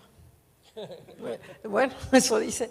Oye, y bueno, en el caso de los candidatos, a ver, todavía no tenemos candidatos más que uno, ¿verdad? Evidentemente, pero en el PRI, los 4 que aparentemente están más sólidos, o que serían los precandidatos, que además ahí no sé si van a renunciar todos en bola para ir a una precampaña o qué van a hacer. Realmente esto todavía no sabemos bien qué va a definir, por eso es tan importante qué va a pasar en el Banco de México. Pero bueno, desde luego MIF, que mañana lo tienen, el secretario de Gobernación, Miguel Osorio Chong, José Narro, el secretario de Salud, que yo no lo veo ganando una elección, pero pues hay quien dice que sí, y desde luego Aurelio Nuño, que hay muchos que lo ven como el caballo negro, que sería el más cercano a Peña Nieto, aunque la reforma educativa que no la ha aterrizado muy bien, pero esos son los 4 que, por lo menos que Emilio Gamboa destapó y que pareciera que ya se están, hay otros que quieren, como Miguel de la Madrid, pero hay quien dice que da más de ternurita que realidad, perdón, Enrique de la Madrid, el secretario de Turismo, pero pues realmente no se le menciona mucho. Los 4 fuertes son estos. Pues sí, la verdad es que creo que José Antonio Midi y Miguel Osorio Chong pues tienen una cantidad de menciones y encuestas que lo están señalando. A José Narro lo he escuchado mucho en el ambiente político de alto nivel, lo mencionan muy constantemente, pero a mí me suena más como que pues hay que tomarlo en cuenta, ¿no? Hay que considerarlo. Y Aurelio Nuño pues tiene mucha cercanía con el presidente, pero creo que entre los 2 personajes que mayor definición o política o económica podrían presentar para este proceso electoral serían los 2 primeros. Sí, bueno, ya comentamos lo de MIS. Queda, bueno, José Narro, pues Narro baila bien, ¿no? Aurelio Nuño está tratando de sacar la reforma educativa, vamos a ver qué logra sacar la reforma educativa, su primer puesto fuerte en la… ¿Cómo? Le bien. Y bueno, y Osorio Chong, a Osorio yo no lo descartaba para nada. Osorio Chong, igual que el presidente, fue gobernador, y recordemos que va a ser decisión del presidente, igual que el presidente ganó una elección, igual que el presidente es priista, en fin, yo a Osorio desde luego de hecho, no es el lo único que ha descartaba. ganado una elección de todos ellos. ¿Cómo? Es el único de los 4 que ha sido gobernador. Y que ha ganado una elección popular. ¿no? Entonces, Entonces va a estar… vamos a ver qué pasa, pero… ¿Qué pasa y No, cuándo o sea, pasa? que ¿No? el Es la PRI, gran ¿no? interrogante. Luego en el PAN, que también ahí se está complicando ahora con lo del Frente Unido, Frente Único, están Ricardo Anaya, que yo creo que está más cantado esto que otra cosa, Margarita Zavala, que yo creo que no la van a dejar llegar, y Rafael Moreno Valle, que quiere, ¿no? Entonces, yo creo que va a ser Ricardo Anaya, además después de esta parálisis que desde mi punto de vista fue una gran irresponsabilidad de Ricardo Anaya, lo que pasó la semana pasada, este berrinche que hicieron por el fiscal, porque no fuera pase automático el de Raúl Cervantes, puso en jaque realmente al país. Teníamos la gran incertidumbre si el viernes a quién le iba a entregar o no el presupuesto, el paquete económico Pepe Mit, hasta lo decíamos de broma cuando lo entrevistamos al aire, porque ahora sí que lo que hicieron fue parar el reloj legislativo a la mexicana. Ya no es qué horas son, señor presidente, sino qué día es hoy, señora Anaya, ¿no? Porque paró el reloj 1 día y medio. O sea, en lugar de, tenía por ley que haber tenido mesa directiva el martes de la noche, pues no, hasta el jueves, ¿por qué no? Hasta que el PRI estuvo de acuerdo en que iba a mandar una iniciativa que no le he enviado, por cierto, para que no hubiera pase automático, y están agarrados del chongo entre el PAN y el PRI, pues de ahí toda la bronca. Pero bueno, yo sí creo que después de todo esto se ha fortalecido mucho Ricardo Anaya. Pues sí, fíjate que después de tantos dimes y diretes, Ricardo Anaya se ha visto como alguien pues contra quien todo el mundo habla mal, y si todo el mundo habla mal de él quiere decir que algo está haciendo bien, porque hasta ahorita es el que ha logrado hacer varias cosas y se ha colocado en la mirada de una gran cantidad de personas, de sectores. Me parece que él es el que tiene mayor presencia. Y bueno, al final no sé si Rafael Moreno Valle, que también ha hecho su juego y ha estado tratando de repuntar, no sé si al final le alcance en esta carrera para llegar adelante en la sucesión. Bueno, salvo su mejor opinión, Anaya salió más priista que los propios panistas, ¿no? Es buenísimo para esos juegos de sombras. No quiero la candidatura, no crean que voy a ser yo, no quiero para nada. Va enfilándose, ¿no? A quien está en contra, como Ernesto Cordero, bueno, ya vimos lo que pasó en el Senado, ¿no? Los bloquean, los quieren sacar del partido, en fin. Anaya es un político sui generis, hay quien dice que es sumamente caprichoso, ¿no? En el gobierno y en la oposición dicen que es sumamente caprichoso. Margarita Zavala, yo creo que no va a llegar, Margarita, que la van a hacer a un lado y tendrá que ser independiente, a pesar de que está arriba en las encuestas. Hoy en día Margarita Zavala va por encima de Anaya en las encuestas. A pesar de esto, ahí va, yo creo que va a terminar siendo independiente. Y Moreno Valle, bueno, pues yo creo que sí lo hizo bien en Puebla, cambió la faz de Puebla, cambió todo este tema, dejó deuda también. Podría ser Moreno Valle, no lo sabemos, quizá los panistas se decían por ahí, pero si hay un frente, va a ser complicado. Yo creo que Anaya va a querer forzosamente ir en este juego de sombras que trae Anaya, ¿no? Sí, yo también coincido. Si el frente se consolida, el candidato sería Ricardo Anaya, porque ¿quiénes son los candidatos posibles en el PRD? Miguel Ángel Mancera, que no lo veo como candidato del PAN, Graco Ramírez, el gobernador de Morelos, que menos, y Silvano Aureoles, que son los que podrían ser candidatos del PRD. Hay quien le urge realmente el frente es al PRD, no sé qué vaya a pasar con Miguel Ángel Mancera, que sería el más fuerte de estos candidatos, pero si se llegan realmente a unir, y parecen que ahorita van agarrados de la mano, ahorita están muy contentitos el PAN y el PRD, y desde luego Movimiento Ciudadano de Dante Delgado, que sí no tiene posibilidades de nombrar uno que otro diputado, entonces él es el que más, el ganón aquí es Dante Delgado con este frente, y yo sí creo que el candidato, si se consolida, sería Ricardo Anaya. Pues fíjate que lo que hemos visto es que se realizaron distintas acciones, soterradas por supuesto, para tratar de evitar la consolidación y constitución de este frente que finalmente se logró. Y este frente, como tú lo acabas de relatar, pues es un frente que tiene en su expectativa, en su posibilidad, pues llevar adelante, muy probablemente, yo también coincido contigo en esto, a Ricardo Anaya. Creo que Ricardo Anaya sería quien conduciría la candidatura de esta alianza, y evidentemente pues lo que estamos viendo es una alianza que nadie se hubiera imaginado, nadie hubiera pensado, como el PAN y el PRD. Bueno, pues ahí está, y creo que es una de las sorpresas.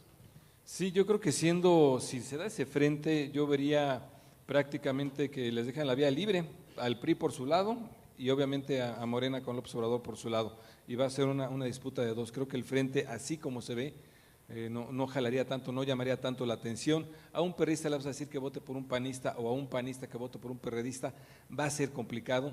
Yo creo que va a tener una polaridad la elección entre quien sea del PRI y López Obrador, y bueno, ya lo empezamos a ver incluso con este viaje que hizo López Obrador a Washington, a Londres, y ahora terminó en Nueva York. Bueno, empezamos a ver lo que quiere López Obrador, obviamente tranquilizar a los mercados, lo está tomando más en serio, aunque bueno, no le fue muy bien sinceramente en el viaje.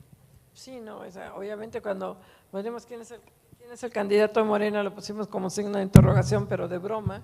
Evidentemente el único candidato definido es López Obrador, y López Obrador creo que hoy tiene muchas posibilidades de ganar, pero cada vez que habla o casi cada vez mete la pata y es víctima del mismo, como ahora en esta gira que fue criticado porque sus planes económicos no tienen pies y cabeza. Va a Nueva York, lo escuchan, pero ya a la hora de aterrizar no, pues como que empiezan las críticas, y se insiste, por ejemplo, en la reforma energética, en hacer 6 refinerías, cuando es más barato importar que invertir en una refinería, y una refinería no va a empezar a operar mañana, ¿no? Entonces su propuesta energética de incluso darle marcha para atrás a la reforma energética, pues sí preocupa a muchos, y esta gira creo yo también que no le fue tan positiva como él esperaba.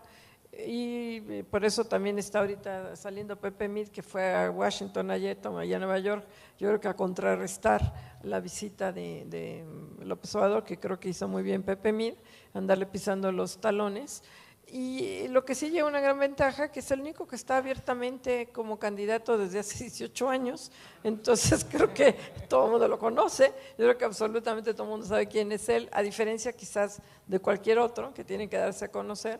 Pero él es víctima de él mismo, entonces si algo puede frenar a López Obrador, es López Obrador, que no escucha más que a sí mismo, Bueno, y será muy interesante si realmente se une este Frente Amplio, Frente Único entre el PAN y el PRD y el Movimiento Ciudadano, sí será una contienda de tres, PRI, Frente y Morena, y los candidatos independientes, que a lo mejor Margarita se va como independiente, el Bronco, que es una sorpresa porque pues, es el Bronco, no sabemos bien qué va a ser el Bronco, ¿no?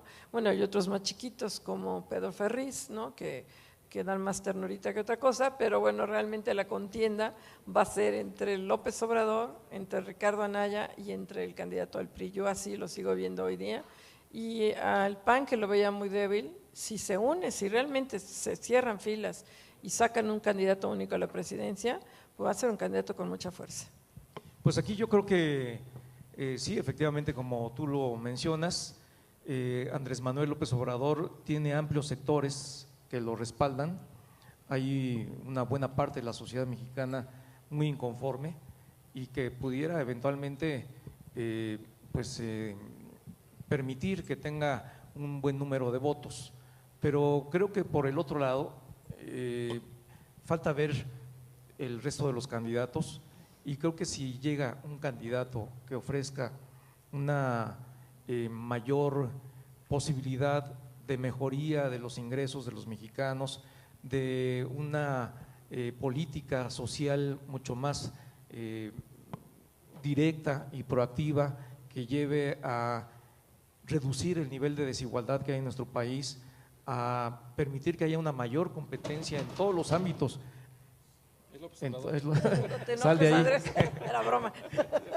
Que permita que haya una mayor competencia en todos los sectores, no solamente en el de las telecomunicaciones, sino que vaya reduciendo ese nivel de economía monopólica, duopólica, oligopólica, que pues está impidiendo que haya un mayor crecimiento económico de nuestro país. Yo creo que en esa medida podríamos tener un candidato más fuerte, más sólido, que permita mayores posibilidades. Sí, mira, yo creo que, bueno, López Obrador tiene dos ventajas. Uno, reconocimiento de marca, ¿no? Por estos 2 años que ha estado al frente, eso, y dos, que sí se va a ir en contra del tema de corrupción. Y en el tema de corrupción va a jalar adeptos, desde luego, por lo que hemos conocido. De ahí en adelante le faltan los comos muy duramente. Hoy en Nueva York lo cuestionaron: oiga, ¿qué va a hacer con el aeropuerto? A echarlo para atrás y vamos a echar para adelante el de Santa Lucía, cuando el propio ejército le dice: oye, no, el de Santa Lucía es pequeño, es muy alto, está muy lejos de la Ciudad de México. Bueno, no le importa, sigue con ese tema. Oiga, ¿qué vamos a hacer si usted tiene finanzas públicas sanas? ¿Cómo le va a hacer para obtener más recursos? No importa, yo llegando voy a hacer ahorros por 500,000 millones de pesos. ¿Y ahorros de dónde, señor? No, ahorros, que créanme, ya va a llegar, por arte de magia. ¿Qué va a hacer usted con la reforma energética? Un referéndum por la reforma. Entonces, cuando ya se escucha a López Obrador, obviamente, pues el tema de los comos le falla totalmente a López Obrador. Sin embargo, pues la verdad es que sí tiene dos ventajas, yo creo. Uno, va a capitalizar el tema de corrupción y obviamente el reconocimiento de marca, ¿no? Lo va a ir capitalizando. Ahora imagínense Trump y López Obrador. No se escoja con pesados, ¿no? Pero bueno, nomás imagínense una plática entre ellos dos, yo creo que sí sería apocalíptica, pero bueno, sí existe la posibilidad, yo creo que más que nunca, de que gane, pues a ver qué pasa, ¿no? Y nos quedan 20 minutitos. Oye, ya están las respuestas, ¿ya están? de nuevo las respuestas de la pregunta que hicimos. Ahí estaban, aquí están, mira. ¿Lo ven? Ahí está. No lo veo, pero a ver, aquí si me paro, sí lo veo. Porque si no… Si no lo ves, no, sí lo ves. Sí, ¿no? se lo veo, solamente si me paro. Ah, ¿verdad? Tú también te paraste. Debe cambiar el modelo económico, abrumadoramente 67%, dice que debe haber más mercado y mayor participación regulatoria. El 24% un híbrido, que es interesante, 23% un híbrido. Y en minoría está dar marcha atrás en las reformas para que haya un poco más de Estado. Yo creo que mayoritariamente no van a votar por López Obrador aquí. Y luego la segunda. La segunda fue: ¿cuál es para ti la reforma económica más importante? Pues sí, la de telecomunicaciones, 52% por el público conocedor. Después estuvo educativa, 25%, que yo creo que es muy necesaria, y la energética, 21%. Y fíjense que ahí sí yo no coincido con la mayoría. Creo que la reforma más importante, la que puede definir, educativa? No, la energética. Haber abierto el sector de energía, yo sí creo que es uno de los grandes logros de Peña Nieto, porque recordemos que era intocable. Pemex era para el sindicato, porque no para los mexicanos, era intocable. Lo que ha abierto la cantidad de inversión que puede venir, que esto no son inversiones que se van a cuajar en hasta mediados del año que entra, si no llega este hombre y lo echa para atrás, ¿no? Pero si López Obrador no lo echa para atrás, la reforma energética puede ser, yo creo que un parteaguas económico. La telecomunicación desde luego es muy importante, pero la energética en lo que es inversiones, lo que implicaría generar toda una nueva cultura de ingenieros, de empresas, están surgiendo empresas nuevas en el sector. Entonces creo que sí, si esto sigue para adelante y se aterriza bien, y no llega un loco a Pemex y siguen enderezando Pemex, creo que puede ser, para mí es la más importante. Sí. No sé Fíjate que yo también hubiera votado por la reforma energética porque ya es una realidad, hay una gran cantidad de inversiones extranjeras que están llegando a nuestro país, es un cambio histórico en el modelo económico mexicano, es un cambio que está llevando a un sistema en el que no solamente están llegando nuevas empresas, no solamente se está generando un apetito extraordinario por invertir en México, sino que también se está creando una gran cantidad de infraestructura que nos va a llevar a un cambio que México no puede ni debe permitirse, no debe permitirse retrasarlo. Un cambio que nos lleve a aumentar la producción de gas natural, porque hasta ahora lo que hemos visto es que el gas natural es lo que va a imperar a nivel mundial y México tiene enormes reservas de gas energético y en consecuencia nuestro país pues está ahora sí que en la senda correcta, en el camino correcto, a menos de que se tropiece por ahí. No, yo estaría por la reforma educativa. De verdad, creo que la reforma educativa es la única manera en que vas a poder aprovechar el bono demográfico. Eso, chica, gracias. Que lo haya hecho. Ahí vamos, ya saben cómo vamos, por favor. Yo creo que es la única manera en que vamos a aprovechar el bono demográfico. Es la única manera en que vamos. Oh, chica. Ya aquí le están moviendo los numeritos. Ya aquí parece elección. Gracias. Parece encuesta de López Obrador esto. Sí, pero para mí sí sería por mucho la educativa. Esperemos que la lleven un poco mejor, con más ahínco. Oigan, preguntas, nos quedan algunos minutitos antes de irnos al radio. Allá al fondo, al centro, tenemos una pregunta, doctor. Ah, no, es del lado izquierdo. Sí. ¿No ven a Videgaray de regreso a Hacienda? Esperemos que no.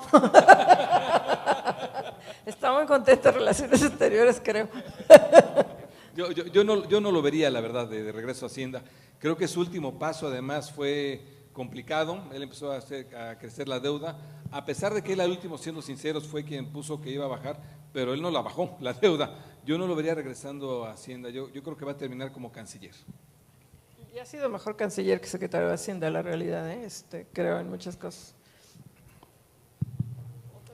Muchas gracias, como siempre, de acompañarnos en este evento. Pues muchas gracias. Sin querer ser pesimista, pero yo creo que a pesar de que las cosas salgan muy mal con la negociación del TLC, algo vamos a tener que hacer. Y yo creo que lo que, a diferencia de hace 25 años al día de hoy, es que en principio, gracias a las tecnologías, pareciera que los ciudadanos tenemos una mayor voz. Ustedes son un ejemplo, un bloque muy sólido de esa voz que nos escuchan todos los días, que llevan nuestras sugerencias, nos escuchan, nos contestan, nos convencen todas las noches con sus diagnósticos. ¿Cuál sería la nueva relación de ahora que todos tenemos tecnología móvil, todos podemos opinar en las redes sociales? ¿Cuál es el escenario al que nos invitan a prepararnos ante un fracaso en la negociación del TLC?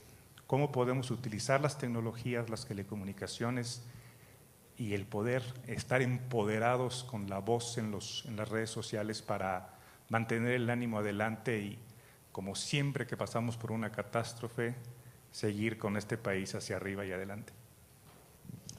Mira, yo con las redes sociales, quizás por mi tierna edad, creo que es un arma de dos filos. Puede empoderar efectivamente, pero también empodera a lo peor de la sociedad, a los troles, a los anónimos, a los que te insultan escondidos en un anónimo y a los que difunden mentiras. Y creo que el rey de los troles es López Obrador. Creo que a través de las redes sociales, quien más ha sabido manejarlas ha sido López Obrador. Se pueden difundir cualquier cantidad de mentiras, que eso es lo que a mí me preocupa mucho de las redes. Es muy difícil distinguir cuándo es cierto, cuándo es algo cierto y cuándo no. Y todo el mundo te dice, oye, ¿ya viste lo que dicen en WhatsApp? O lo que dice, pues sí, ya lo vi, pero es una estupidez o es una mentira, es una tontería. Y si tú empiezas a tratar de desmentirlo, es muy complicado. Sí creo que si en el Telecam vamos a salir adelante, sí, creo que va a ser, como lo decíamos, de la patada, pero no se va a acabar el país, no se va a acabar el mundo, se va a cambiar incluso, yo te diría que si realmente se acaba el Telecam, y ya lo dijo la OMC, las reglas del juego a nivel comercial, porque avanzaría el proteccionismo a nivel global. O sea, creo que sí sería una muy mala señal, pero bueno, de que saldremos adelante, saldremos, pero amolados, ¿eh? O sea, es como si chocas y te levantas y te sales y te vuelves a subir al coche, pero estás destartalado, con una luz menos, pero sí llegas a tu destino. O sea, yo creo que sí vamos a salir adelante, pero muy destartalados. Y yo te digo, las redes sociales sí las veo siempre como un arma de dos filos.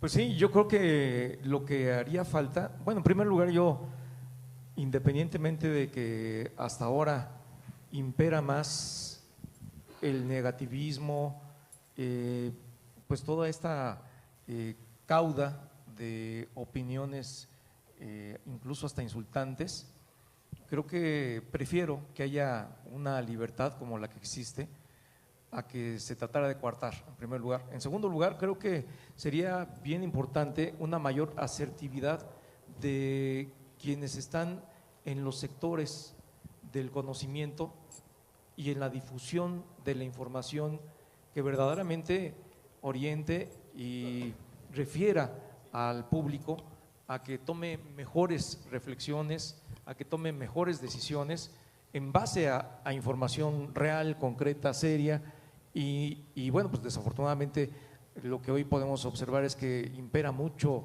el meme, impera mucho la información tendenciosa, la desinformación, pero pues es algo que no podemos evitar, al contrario, creo que lo que tenemos que hacer es aprovechar la posibilidad de difundir la información para ganar más espacio y tener la posibilidad de que pues todos tengamos una mayor y mejor conciencia. Sí, yo me quedaría con el tema obviamente importante de las redes, pero yo preferiría irme a un medio de comunicación y te voy a comentar por qué. Porque en las redes sociales, vía Twitter por ejemplo, o Facebook, el que quieras, hay cada anónimo y no sabes de dónde viene la fuente, no sabes si es cierto, si es falso, no sabes nada absolutamente. El trabajo del medio de comunicación, y no porque trabajemos en ellos, no, pero el trabajo del medio de comunicación es, a ver, este señor, ¿por qué dijo esto? Ahora con lo del temblor, ¿de verdad sabe quién es este señor? Sí tiene estudios, sí tiene trabajo en ello, sí hay un instituto que lo respalde, sí lo conoce más. Entonces, el medio de comunicación es un filtro para ver la veracidad de la fuente y entonces sí, ya cada medio de comunicación lo da como quiere darlo, ¿no? El medio de comunicación, aquí no hay química pura, pero sí lo da como quiere dar. El medio de comunicación es un filtro muy bueno. El problema de las redes es este anonimato que de repente no sabes si son falsos o son ciertos y entonces hay rumores espantosos en las redes sociales. Yo creo que también es como bien lo comentaban, es un arma de dos filos, hay que tenerle cierto cuidado, es un tema de libertad de expresión, qué bueno que te expreses, pero escondido en el anonimato también yo me quedaba desde luego con los medios de comunicación, si quieres por las redes sociales, pero con el medio de comunicación. El rey del tuit desde luego es Donald Trump, es el único presidente del mundo que gobierna a través de twitters. ¿No? O sea, sus tweets, algunos de los cuales son verdaderamente espantosos. Ya está ahí por ahí en el museo de los tweets más polémicos de Donald Trump, pero creo que sí, yo también coincido con lo que dijo Pepe, qué bueno que Peña Nieto no se agarra tuitazos con Trump, pero quién sabe qué haría López Obrador, ¿no? Por eso digo. ¿Quién? Hasta allá, hasta el fondo.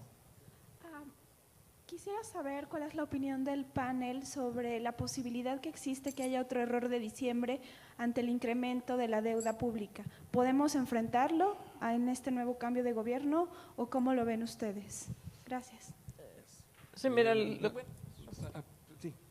para mí está descartado. Yo creo que el tema de que haya llegado alguien como Mida Hacienda empezó a bajar la deuda, lo ves, está en menos del 50% del PIB.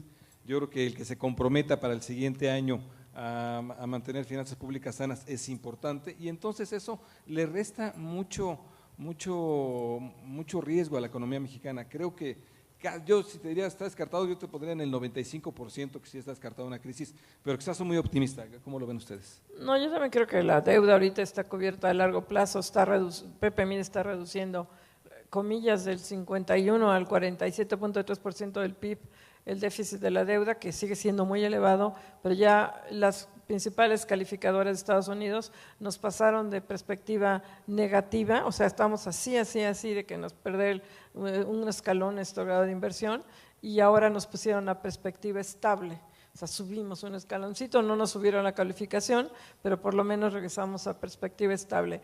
¿Hay un riesgo de diciembre? Bueno, no, la moneda está flotando. Mientras la moneda flote y no haya una intervención sucia del Banco de México, pues podemos garantizar que no va a haber, el dólar se podrá ir otra vez a 22 o a 23, pero regresar como ahorita a 17. Si alguien lo compró a 23 y lo quiere vender hoy, está perdiendo hasta la camiseta. Y eso está muy bien, que en una moneda que está flotando no va a haber un error de diciembre. Si llega otro gobierno y quiere cambiar el modelo económico y quiere hacer estupidez y media, entonces sí, cuidado. Pero hasta ahorita hay que decirlo que con Fox, con Calderón y con Peña Nieto se ha mantenido la estabilidad económica y financiera. Hoy es el año de mayor inflación que tenemos, por eso es tan preocupante la inflación, que la inflación lacera la economía y daña a los más pobres, que son los que menos se pueden proteger.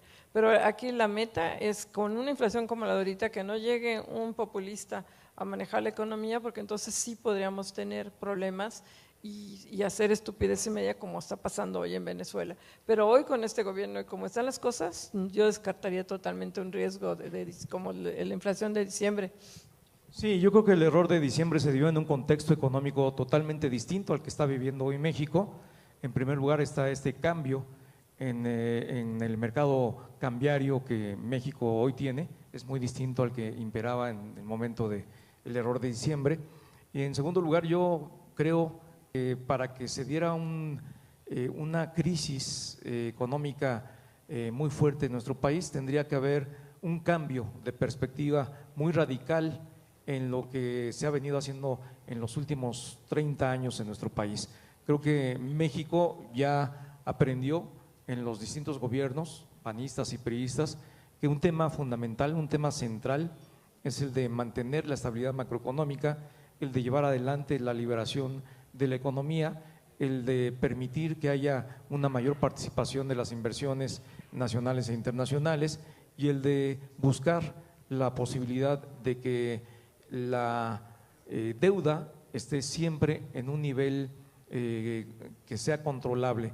Hasta ahora lo que ha venido haciendo el gobierno mexicano es, sí, en un momento particular elevó su nivel de endeudamiento, se supera esa circunstancia y comienza a reducirse este tema de la deuda, de tal forma que nuevamente volvemos a la senda de credibilidad de las agencias calificadoras.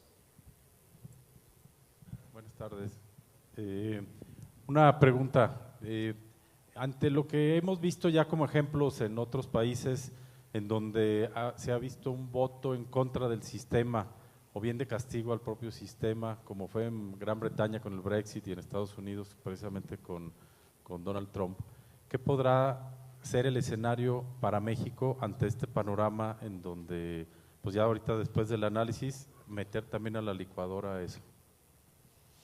Pues yo por eso le veo muchas posibilidades a López Obrador, hay mucha gente muy inconforme. Hoy las primeras declaraciones que hace este Frente Unido o este Frente Amplio entre el PAN y el PRD y Movimiento Ciudadano es darle marcha atrás al gasolinazo, que es una verdadera estupidez económica, porque el gasolinazo se debió por los precios del petróleo, no fue una ocurrencia de PPMI de subir los precios de la gasolina, y la gasolina tiene que costar lo que cuesta y no debemos subvencionar a los más ricos, que son los que utilizan el automóvil. Entonces esto yo cuando vi hoy era como una propuesta de López Obrador, marcha atrás al gasolinazo, y ya lo dijeron, y lo dijo el PAN, que supuestamente siempre ha sido muy pro mercado, Y eso sí es preocupante, porque eso sí genera votos, porque la mayor parte de la gente se enojó porque subió la gasolina, pero no se puso a pensar cuánto había a costar, no se puso a pensar que no había subido de precio a pesar de que estaban subiendo el precio del petróleo, del dólar, que estaba como estaba. Entonces es mucho mejor tener una apertura de precios de gasolina. ¿Cómo le van a dar marcha atrás al gasolinazo si supuestamente ya va a haber apertura de precios? ¿Le va a dar marcha para atrás a los precios? ¿Vamos a regresar a precios controlados? O sea, es muy fácil hacer promesas absurdas y es muy fácil cometer estupideces económicas que entonces sí nos pueden llevar a una crisis. Y yo siempre digo, veamos lo que pasó en Venezuela. Pero la gente sí está enojada con el sistema, está enojada con el PRI, está enojada con la corrupción, que es una corrupción tremenda, está preocupada por la violencia y sí hay una gran posibilidad de un cambio de gobierno, de un candidato que prometa lo que no va a poder cumplir o lo va a poder cumplir a un elevadísimo costo. Pues sí, la verdad es que sí hay un riesgo, pero lo que creo es que al final el pueblo mexicano siempre ha sido eminentemente moderado, no es tan radical, no ha optado por alternativas radicales en el sentido de que pues buscara un cambio que se presume es novedoso cuando es totalmente arcaico y es algo que ya vivimos en historia, ya lo pudimos comprobar en nuestra propia carne con el elevamiento de la deuda, con las crisis que hemos vivido durante casi 30 años consecutivos y creo que el pueblo mexicano parece que no, pero sí se da cuenta de que es necesario tener una responsabilidad financiera, una responsabilidad fiscal y que eso es tan intangible como invaluable. Creo que al final de cuentas los mexicanos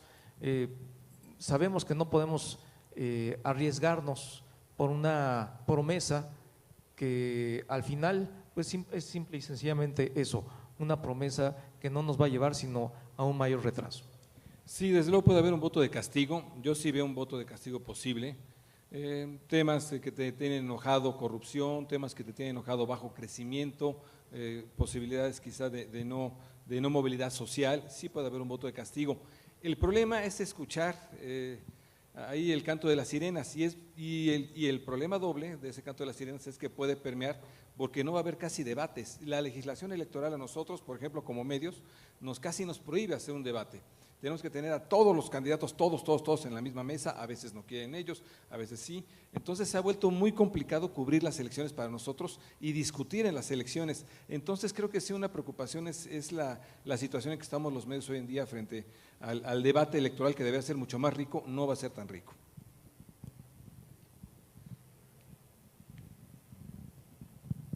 Hola, ¿qué tal? Yo los he escuchado durante muchos años y los he visto cambiar cada vez más a apoyar la propuesta de elevar los salarios mínimos, sobre todo Pepe Yuste. ¿Por qué no han sido tan contundentes? No hay otra forma de dinamizar el mercado interno.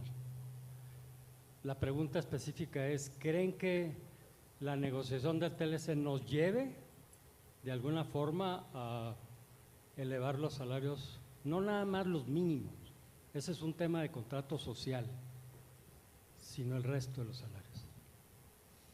Sí. Ahí te hablé. Yo creo que el que se tiene que elevar sí sería el salario mínimo, yo sí soy de esa idea, que llegue por lo menos a la canasta básica que te da el Coneval para que pueda subsistir. Hoy en día quien gana un salario mínimo no subsiste de otras maneras. Muchos meseros, no digo que de qué restaurante muy famoso, de una franquicia muy famosa, pero Nombres. ganan salario mínimo y entonces deben subsistir de las propinas. Entonces estás llevando a la gente a que realmente por un salario que supuestamente eres formal, no eres formal, eres informal y además no te alcanza ni siquiera o para vivienda o para salud o para educación o para un mínimo de alimentos. Creo que ese sí se debería subir. Sin embargo, todos los demás salarios forzosamente deben elevarse vía productividad. Debemos ser más competitivos y vía productividad. Si no, lo único que generas pues es inflación, que la conocemos, es que elevas por decreto los salarios y por el otro lado entonces vas a elevar los precios y en esa escala ya sabemos quién gana, van a perder los salarios, los trabajadores que ganan fijo y los precios van a ganar. Así que yo sí creo que el salario mínimo, además en el Tratado de Libre Comercio, yo creo que Canadá te lo va a volver a sacar. Oye, y hemos cambiado sobre este tema porque ha cambiado la circunstancia. O sea, allá hay una UMA, que es esta unidad de medida, que ya de actualización, que ya no está ligado el salario mínimo al pago de pensiones, de multas, de todo lo que estaba ligado, de créditos, y que era una de las razones por las cuales no se podía subir el mínimo, porque subías el mínimo y se subían todos los precios. Entonces creo que esta estrategia que lanzó Miguel Ángel Mancera, hay que reconocérselo, y Salomón Chertoriski, ellos fueron los que pusieron la agenda sobre la mesa, lograron que ya se modificara la Constitución para crear el UMA. El año pasado por vez primera subieron los salarios mínimos un porcentaje para todos, y en pesos con creo que es de medida de impacto de recuperación, no me acuerdo cómo se llama, que se llama MIR, que es en pesos. Ahora la Coparmex, y yo estoy totalmente de acuerdo con la Coparmex, está propiciando que suba otra vez en pesos el salario. Entonces ahí sí no habría un impacto inflacionario, no se da este efecto que suben todos los precios, porque si el trabajador que gana 50,000 pesos le subes 5 pesos o 20, pues no te va a costar tanto, o a lo mejor acepta que no le sube los 20 pesos, pero el trabajador que del salario mínimo le subes 20 pesos y marca toda la diferencia.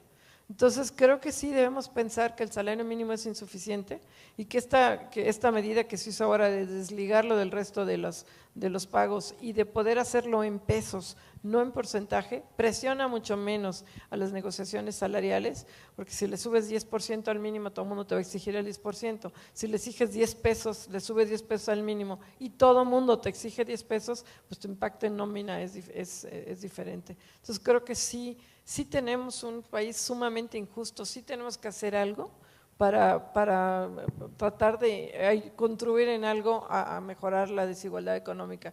Y una de esas medidas es subir el salario mínimo en pesos, y por eso creo que estamos a favor, no sé. Sí, yo creo que el tema del salario mínimo es indispensable que aumente en la medida en que se han encontrado fórmulas para hacerlo sin que impacte al nivel de inflación. Y se encontraron con esta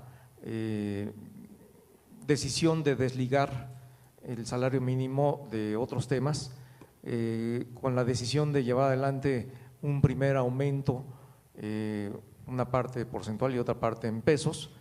Creo que fue, a pesar de que el discurso, el empuje, el señalamiento fue del jefe de gobierno del Distrito Federal, el que lo logra es la Coparmex. Gustavo de Hoyos logra que se aplique este esquema, y creo que en la continuidad del mismo me parece que va en el camino correcto.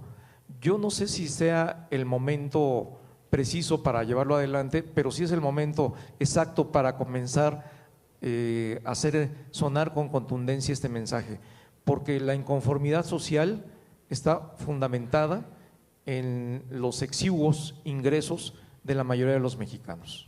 Oigan, yo creo que le vamos a tener que parar, si no nos agarra la guillotina de Radio Fórmula. Tenemos que irnos al aire. Muchísimas gracias a todos. Gracias. Gracias, qué amables. Gracias.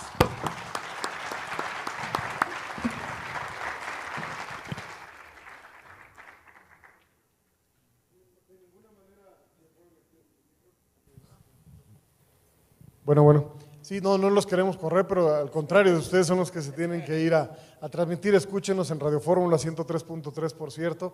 Yo quiero agradecerles, Mari Carmen, Marco, Pepe, por su presencia. Quiero decirles que el año pasado fueron la conferencia mejor evaluada de toda la convención. Bueno, pues por eso repitieron, ¿no?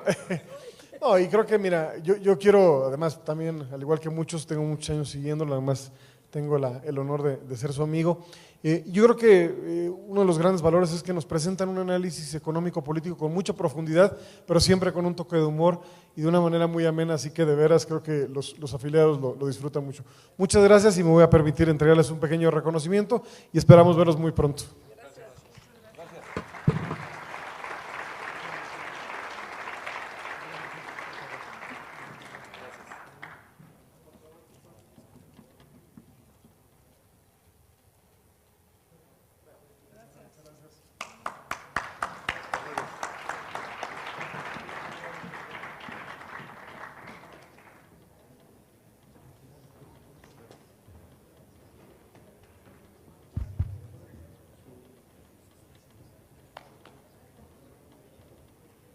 Avisos parroquiales rapidísimo antes de retirarnos. Número 1, Gracias por quedarse hasta después de las 7 de la tarde. Yo sé que ha sido pesado, han sido más de 10 horas y todo. Muchas gracias. Mañana reanudamos a las 9 de la mañana, una repasada rápida al programa. A las 9 de la mañana empezamos con la conferencia de Roy Campos. A las 10:30 de la mañana estará el secretario de Hacienda y Crédito Público, José Antonio Meade. A las 11:30 tendremos el panel de infraestructura, despliegue de infraestructura de telecomunicaciones para el México del futuro. Estaremos terminándolo a las 12:45 de la tarde. A esa hora iniciará el panel de habilidades para el México del futuro, terminando a las 2 de la tarde para esa hora entrar en la conferencia a cargo de Secretaría de Economía referente al Tratado de Libre Comercio. Y concluyendo esa conferencia, estaríamos clausurando nuestra convención. Entonces, repito, 9 de la mañana iniciamos con la conferencia de Roy Campos, 10:30 secretario de Hacienda y Crédito Público, 11:30 panel de despliegue de infraestructura para el México del futuro, 12:45 panel de habilidades y a las 2 de la tarde la conferencia es a cargo de Secretaría de Economía sobre el Tratado de Libre Comercio. Otro aviso parroquial es que alguien dejó su iPad durante la hora de la comida en el salón, nosotros lo recuperamos y puede pasar por él al salón Fuentes, es así, ¿verdad? Fuentes, tiene clave el iPad, entonces ahí vamos a saber si es de ustedes o no. Y bueno, ahora sí ya, hasta mañana y muchas gracias por hoy, nos vemos mañana 9 de la mañana. Gracias.